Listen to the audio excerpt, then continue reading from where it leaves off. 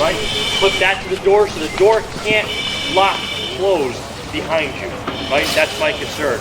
One of the other options, we have one hanging up at the door to the garage over here. We have one down here on the ground. Is these door curtains. Right? Now I was completely against these door curtains. Never thought they had a place on the car door. Here's those clamps I was talking about. If you just carry one of those clamps, and you just clamp it to the door, now the door can't close all the way and lock. Because that's my fear, is the door is going to lock or latch behind my advancing companies. And I don't like that idea, to be honest with you. So the door, we'll talk about that more in a second, but our Chief Van Dorp wants to make a point here. Yeah. What does this tell us about our approach to door control? All the way open, right? Okay. And it's not a knock on you. This is what we've encouraged guys to do. That's not door control. That's door block open. All right. That's what I taught guys for generations. All right. We want to teach door control. We want to be able to manage this thing, have more control over the door. Blocking it open, this is control. That's so. Here's my door. It sits on 3 hinges. Generally speaking, right? What happens if I take hinge 1 and hinge 2? What happens to the door? Right? It controls itself. So I can, as one method, right? One way of looking at it. Okay. So rather than taking the door or forcing the door, you know, there's a lot of options. If you look around, it's just about changing the mindset, right? We actually used to teach guys on the fire ground when you're doing these kind of things. The fire structures are in a building, and if the crew went by a door and didn't chock it open, we'd take the door and pinch their hose line on them to teach them a lesson, to chock every door you went through. I wish I could find all those guys and beg their forgiveness. I taught them the wrong thing. That's not controlling the door. I think the demonstration here is we have to control the air supply until we can effectively suppress the fire. Opening up is not controlling the air supply. Okay, so we got to change that mindset, and door control is a big part of it. Right? How you manage to control that door, curtain, wedge, clamp, fail the hinges, it's all going to be situationally dependent. Right? That's what firefighters do. They figure that shit out. But if you understand the principle that we got to control the door, you'll get to the right place. There's no way that we can come here and teach you how to do something specifically for your department.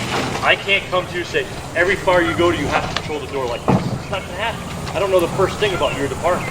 What we can do is we say, look, this is what we have to achieve on our fire ground, and now it's up to you to figure out how it's going to work best for you and for your department and for your membership, right? We can just give you some options. The drill here is to show you that we need to control ventilation. We need to control the openings. We need to know where that fire is getting its oxygen source from. Right? When you do your size up, right, we're like the moth to the flame, right? We go right to the fire, right to the flame. But what's the flames already telling us? What has already happened, right? It's what has already happened. What do we need to know? What's going to happen, right? Everything on the fire ground is predictable. Everything here in this box is predictable if we're paying attention, if we sit back and watch. I have a lot of friends who are cops, and I give them a hard time saying I could never be a police officer, right? Because every traffic stop that they do is unpredictable because there's a human factor involved. They have no idea what that person is going to do or what's capable of doing. But as an incident commander, if I come back here and I watch, I can tell you what's going to happen, almost certainty every time. But what happens in a lot of our fire departments? What's the incident commander doing? Because of our staffing, right? We get involved in doing all sorts of stuff. We turn our back on the building. We change the paint. We help. We talk to this person. We do that. And what are we not doing? We're not watching. We're not watching the fire behavior. We're not reading the fire. If we're not reading the fire behavior, can I predict what's going to happen? No, not at all. And it's all predictable. Now, I gave like Anthony Castro's from the West Coast. He does the great command class. I gave him a hard time because they love the command from where? Inside the vehicle. I don't know if I could ever do that. I've never done that. I'd like to try it one time, but I'd probably like scratch through the seat like a caged animal, right? Because we're used to being out. We're used to being in front of the building. I don't know if I can ever do that, but the more and more I think about it, the more and more sense it makes, because if I'm standing in front of the building and something needs to happen with 11 firefighters on scene, what am I going to do? I'm going to do it, right? I'm a firefighter, right? That's how I came up with the ranks. I didn't all of a sudden become an incident commander and I don't know how to do any of that stuff. Something needs to happen, I'm going to do it. Is that a good thing for the fire grounds? The big picture, no. The small picture of maybe taking care of that kink, yeah, that's a really good thing. But the bigger picture, it's not good. Because I can't predict, I can't watch, I can't pay attention to the fire behavior to predict what's going to happen. I challenge you to go back now to your department to do this, but also go and watch YouTube and predict what's going to happen. Watch the fire behavior. Don't pay any attention to them stretching hose lines. Don't pay any attention to throwing ladders. Pay attention to the fire behavior. If they're cutting a hole in the roof, where do we watch? We watch the roof. Let your eyes move. Watch the openings. Try to figure out where that fire is getting its air from. Because now you're looking at the bigger picture, right? And you're changing your size up. You're looking for the neutral plane. You're looking for bidirectional flow. You're trying to figure out where the air is coming from. And then you have to figure out a way, if it's possible, on that specific fire, to recontrol that. Sometimes it's as simple as just shutting the door. Right? Who's an incident commander here? Or who could be an incident commander? Any one of you, right? You're first to arrive, right? And what's been beaten into our head that we have to do on our fire ground? One of the first things. The 360, right? You gotta do that. You gotta do that 360. You gotta do that lap. How many times have you done that or seen incident commanders doing their lap and walked by a door that's open? I've done it, right? How do I operate now? I see that door open, I go to that door, I don't automatically close it, I get down low, I try to scan, right? Maybe there's a victim right at that door, and then what do? Shut the door. Hopefully I remember to make sure it's unlocked, or to throw the deadbolt, or the clip that Sean just gave me. I throw it on the door, so now I don't have to create more work for the truck company to force that door open, right? But shut that door, then do your lap. And what am I doing? I'm controlling the fire ground, I'm controlling the building, and I'm making it safer. I'm allowing less air into the building. So little things like that we can still do our jobs the same way that we've always done it, but we have to do it a little bit tweaked, right? Ventilation, vertical ventilation is still a good thing for the fire ground if and when needed, if we have water application. Because vertical ventilation or horizontal ventilation by itself doesn't equal cooling like we've been taught. Will you get that lift up off the floor? Absolutely. But that lift is going to be short-lived because what's going to follow that? Fire, right? You're adding more air, so the temperature is going to rise, so we're going to go to untenable environment. During the studies, both lab and acquired structures, on a one-story ranch, it's about 90 seconds on average from the time of ventilation to the time that environment becomes untenable. Now, they've had some burns that it's much less than 90 seconds. They've had some burns that are more than 90 seconds. So don't walk away here and say, well, we only have 90 seconds, right? But that's not the case, but that's the average. Right, but when you're at that front door, you're on fire attack, right? Force that front door open, you see that neutral plane, and that neutral plane is dropping. What is that telling you? We're getting close to flashover, right? But now all of a sudden, that door's open and you have the water in your lung. Is that a good thing or bad thing? That's a bad thing because we're gonna have flashover, right? Close that door. What have we always been taught? Stretch your line dry to the front door, force the door, chock the door open, put the nozzle down, put your knee or foot in the nozzle so nobody steals it, right? And then what do? Mask up, chin strap, gloves, ear flaps. We do all that stuff to get ready, but what did we already do? We already opened up the door. That 90 seconds on average, if we're on a one-story ranch, that clock is ticking. And that average of 90 seconds is your operational time frame from the time of ventilation to the time it comes untenable. You have to get water on that fire, right? So good, force that door, no problem, but then control it, right? I was using the word close the door. It's not really close the door. You want to control that door, limit the oxygen, limit the airflow into that building, right? And then you start thinking about your fire attack stuff. I'll put water on the fire that you've already went through. You can kind of incorporate those pieces also. It's all about pressure differential. Like I said, the fire creates, you get a higher temperature. So what happens is you get thermal buoyancy, hot gases, hot smoke, and hot air, it's lighter, it goes up. But temperature also creates thermal expansion. So the gases expand, it also creates higher pressure. So you get a higher temperature and low air. You could create a flow from that room to the outside or to any other room. Pressure differential. So by controlling the opening, you can also control where you have the flow due to the pressure differential. So you control the opening, you also control if you close it down totally, and the fire sort of dies out a little bit, the temperature will drop and the pressure will drop. It actually happens that when you arrive to the building, it happens to me that you arrive to the building and you don't see anything. You don't see any smoke, but there is a fire going on. So if you open up, the temperature, the fire will get more air, the fire will grow, the temperature will increase, and the pressure will increase. I should talk about the back. One thing we haven't mentioned yet is wind. We don't have any wind today. Wind is always a problem where I live. Strong wind towards the building with greater pressure towards the building. Trying to make an exhaust opening in the wind doesn't work very well. Then I push air into what I want to have as an exhaust opening. Breaking a window, breaking a door is not always a good idea, because then I can't close it. If I break a window in the wind direction, I get air flowing in. If I break it, I can't close it. Sometimes we have to do it anyway. Be careful with the risk. Questions, guys? Any questions? Sure. You covered it all? What about like in Europe they're using fiber optic lines? We can't answer that one. Hey, first, before he speaks, I want you to tell he actually gave the Americans a compliment.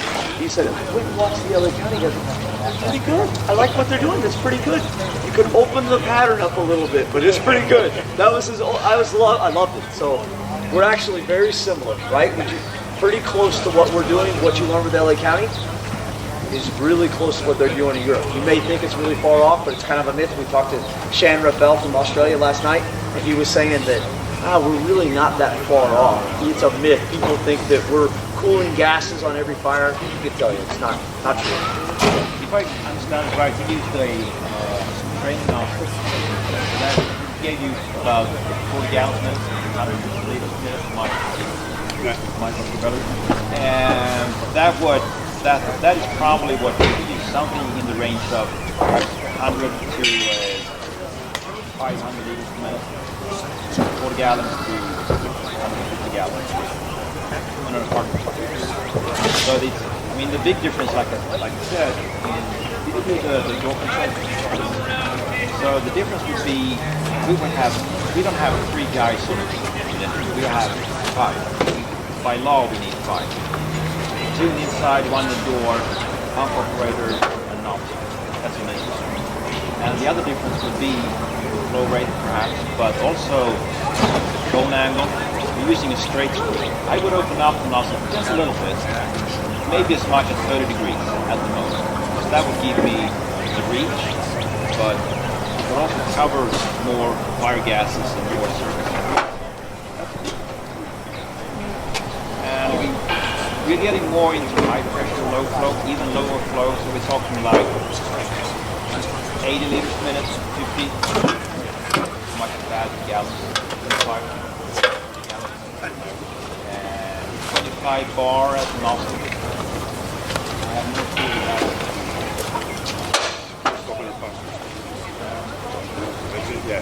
Smaller droplets, gas cooling. Gas cooling is not quite correct. Gas cooling is just a way for us to get to the fire. Cool the gases, make them shrink perhaps, cool the surfaces, move forward, and then get to the fire. Gas cooling is sort of separate that from fire. Part of our perception of the differences, is that we don't teach the complete stories often as we should. So, a bedroom fire, a living room fire, a kitchen fire, how many gallons do you need to knock that fire down? Guess 40 or 50, period. 40 or 50 gets you knocked down. So why on earth do I need 180 gallons per minute to suppress that fire? Right? So, this is, and we forget that the guy that put that together, the guy that was digging the screw, the guy that wanted to get that 180 gallons a minute, is because I want to steam it here to get my 30 gallons over there. Reaching the street.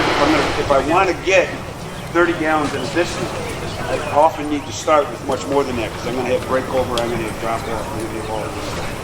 So the idea was reach and penetration. Not that I needed to be right on top of this thing with 180 gallons per minute. That's way over. Right.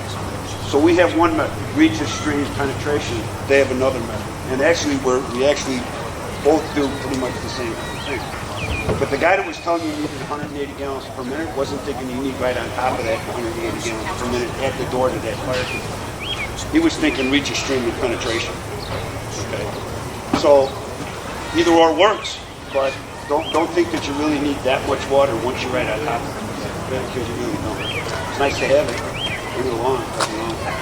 That is That kind of actually answers your question. one thing we can learn from you, because we are not very good at house fires, parking fires, where we only need like 40 gallons per minute, but sometimes you need 200 gallons per minute. We're not used to it. We can't operate. Hard to pump that much water. We're not used to it. There's another little bit of a difference is smaller compartments than most of Europe and more compartmentation. I mean, most of your buildings are rated compartments. Different building. Yeah, different. You know, here your home is a castle. Once you get into single-family homes and stuff like that, by comparison, we let people build whatever they want. We can do Anything in his corner of the world, every bedroom's got a rated door, so the compartments have a lot more integrity. So that takes us back to, again, why do we need all those interconnected board spaces and things like that? So our built environment's a little bit different. That explains a small piece. Did you guys see? You saw the Facebook post from the UL, one of the burns, and it said 60 gallons a minute total. Did you see that post? You remember that post? Yeah. I actually was the one that posted that. I was there taking the pictures for them, and Robin just handed me his phone. He posted. I wasn't lying. That's exactly how many gallons it took to extinguish that fire. That thing caused all kinds of drama. People were commenting and there's no way, that's impossible. That's how much it took. It was 8 seconds of water in the window. They stopped, they went in, then they hit it, and they called on the radio, we got a knockdown. It was 60 Nice thing gallons, about 60 science gallons is of water it's for true knockdown. whether you believe it or not.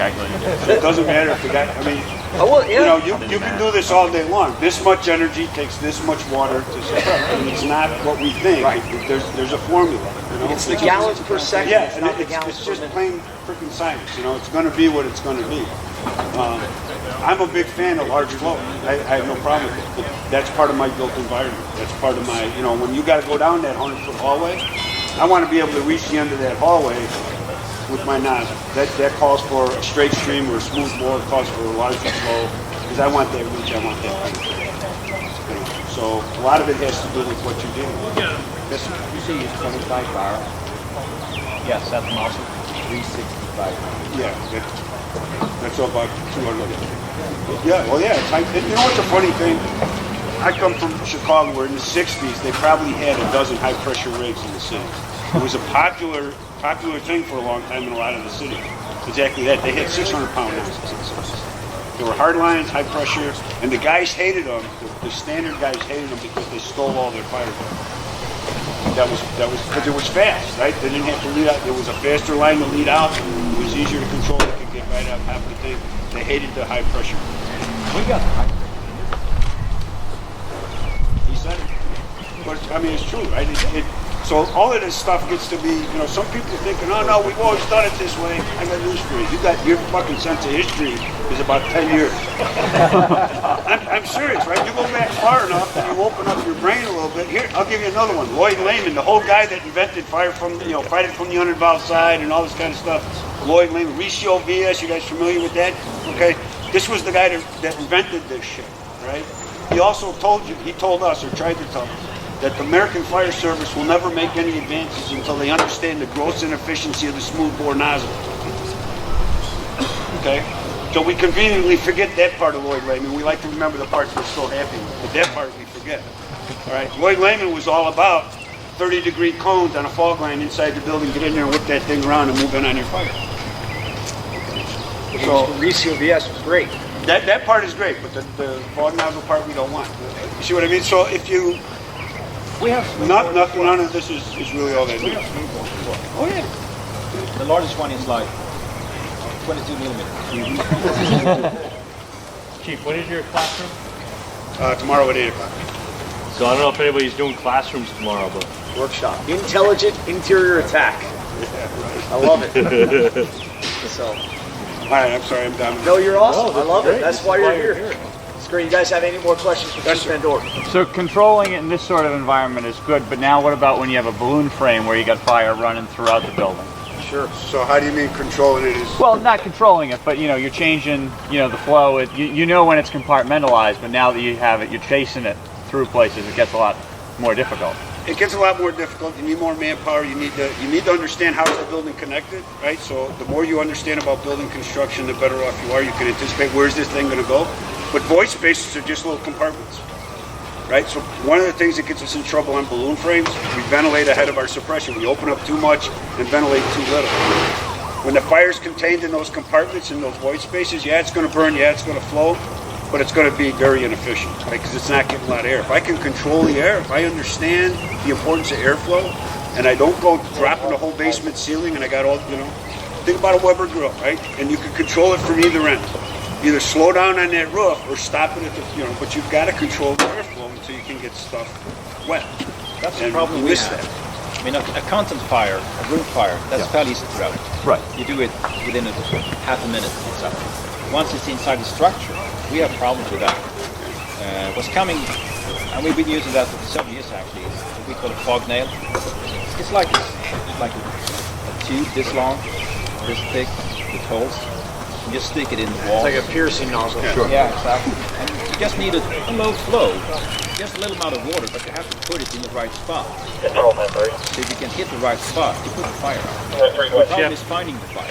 What you have to think is one of the problems that we create on balloon frame fires. What do? You have a balloon frame and now it's running the wall. What do? You try to hook get the above shit it, out of yeah. the house, right? You pull every wall and you pull every ceiling. And you enter more area. And what are you doing? You're adding more air to those compartments. So yes, you have more fire throughout, but it's all in its own compartment. The wall, that wall space, that's a compartment. If you ventilate the crap out of it, what are you going to create in that wall? More fire. More fire, right? So you have to control your compartments, whether we're talking individual rooms, whether we're talking the building itself, or we're talking the void spaces. All of those are compartments. So now take the balloon frame that you're familiar with, take that 2.5 wood, right? What do we have up in that attic space? We have those knee walls, right? We have those knee walls. So we have actually like 3 attic spaces, and we have 3 confined spaces. So we get fires in those, and what do? Open them all up, right? And we create these big holes, we add a lot of air, and then we can't figure out why we're burning the roof off the house. Or you advance in your hose line, right? You're looking for fire, you're moving forward, you're pushing forward. I come up and say, where the hell's the fire? So what do? I start opening up holes over here, and now what do we have? More air. Fire behind you, more air, and now it's wrapping around and it's trapping you in that space. One of the things we're not good enough at that we should be given the number of balloon frames we have. Thermal imagers help, but not everybody has one in their hands. And we're always trying to look for the fire from the inside of the building. And that's fine, that's where we're at. That's where we're chasing it. Get outside, that's the leaky part of the building. And do another 360 or get somebody on the outside. Both with a thermal imager, just with your eyeballs, that's going to tell you where it's at a lot faster than from the inside. I got a good class for you to come to Wednesday afternoon, attic fires.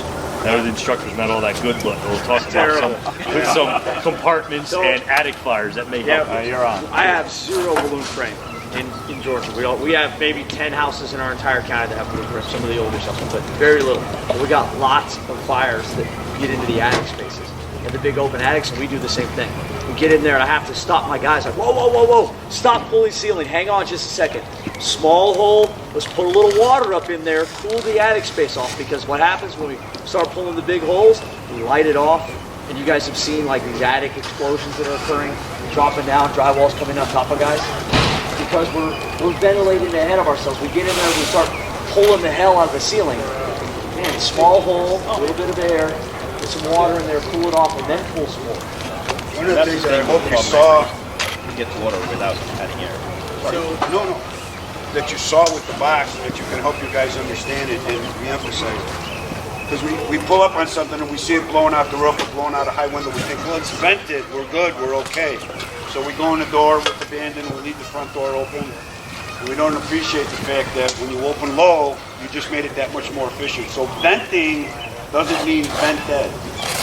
That makes sense to you, right? The more air you give it, the more it's going to grow no matter what. It could be blowing out of 6 holes, windows, coming out of all lever. When I open up that bottom, that low opening, it's going to get worse, not better. And we don't appreciate that, right? We get ourselves in trouble because we think, okay, I saw it, it's vented, we're good, let's go. Not appreciating that it can get that much worse if we don't get on top of it. So guys get themselves in bad positions, they get in trouble, right? So that's door control. That's part of why that door control is important, right? I'm slowing down that low vent, so I'm buying myself some time so I can get up on it. Once I cool this thing, once I got some effective suppression, open the shit out of this place, absolutely. Right? But make sure that you're paying more attention to that balance. And this can really help illustrate that because you can watch it happen again and again and again. Not just some of it. There's a lot of line of duty deaths that are over. The fire was vented. And they got on the scene, and things got worse. So the students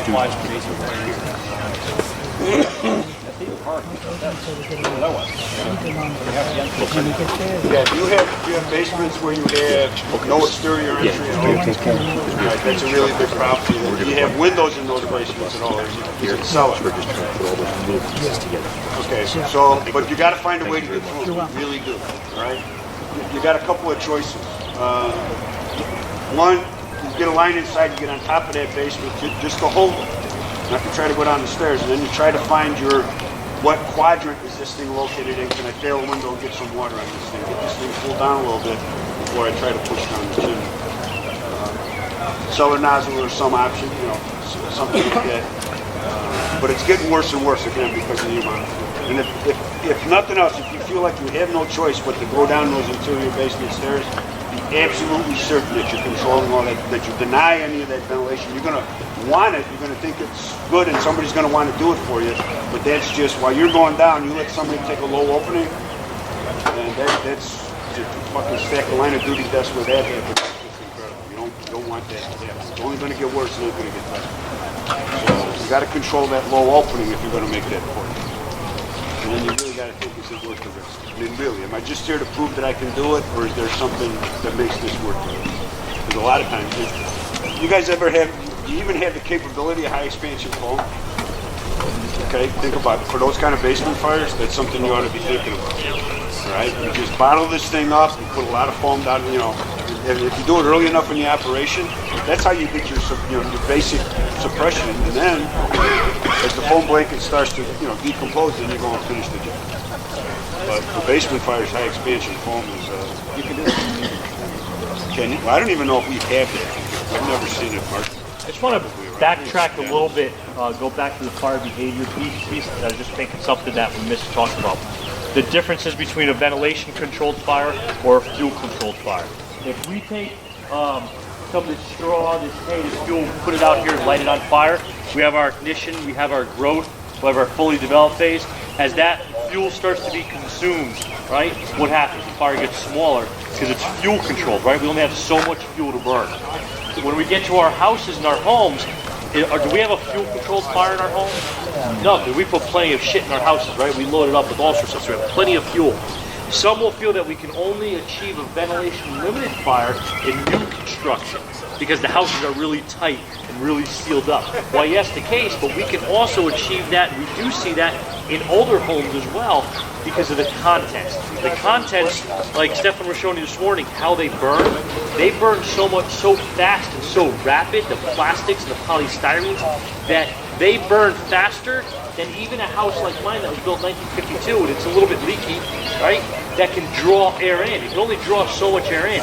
So we could just achieve or see ventilation limited fires in even older construction because the amount of available oxygen can't reach the fire fast enough. The fire outruns the available oxygen. That was the only piece I kind of forgot to mention. We mentioned with the first group. So don't get hung up on we can only have a ventilation limited fire in new construction.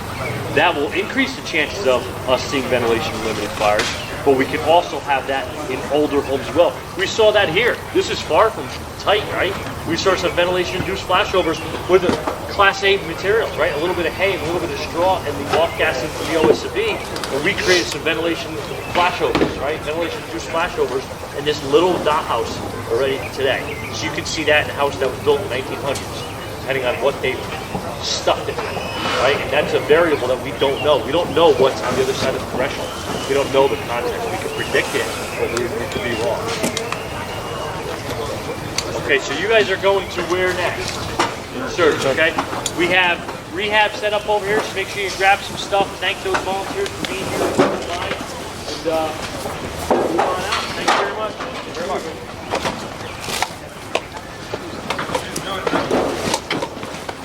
Thanks, guys. Appreciate it. Thank you.